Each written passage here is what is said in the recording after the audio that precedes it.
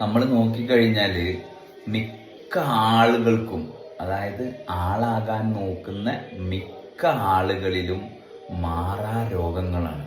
അല്ലെങ്കിൽ നമ്മൾ പേര് കേട്ട പ്രസിദ്ധമായ രോഗങ്ങളാണ് ഈ ആളാകാൻ നോക്കുന്ന എല്ലാ നേതാക്കന്മാർക്കുള്ളത്. എന്തുകൊണ്ടാണ്?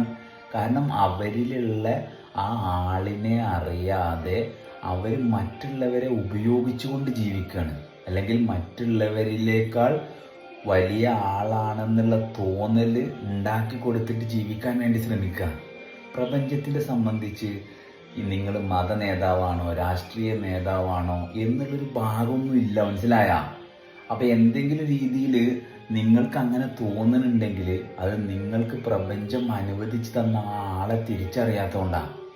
അപ്പം നേതാവായിട്ട് നിൽക്കാൻ നോക്കുന്ന ആൾക്കാർക്ക് ഏറ്റവും ഏറ്റവും വലിയ വലിയ രോഗങ്ങളാണ് ഉണ്ടാവുക, അല്ലെങ്കിൽ വലിയ വലിയ പ്രശ്നങ്ങളാണ് ഉണ്ടാവുക.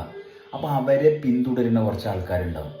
കാരണം അവരുടെ ഇതുപോലെ തന്നെ അവരിലുള്ള ആ ആളിനെ തിരിച്ചറിയാതെ ഇങ്ങനെയുള്ള ആളുകളുടെ പുറകെ പോകുമ്പം ആ ഫോളോവേഴ്സിനും ഇതേ രോഗം തന്നെ വരാൻ പോണ്. കാരണം എന്താ? അവരിലുള്ള ആൾ അവരും തിരിച്ചറിയണില്ല, തിരിച്ചറിയാത്ത ഒരാളെ അവർ ഒരാളായിട്ട് കൊണ്ട് നടക്കുകയും ചെയ്യുന്നു.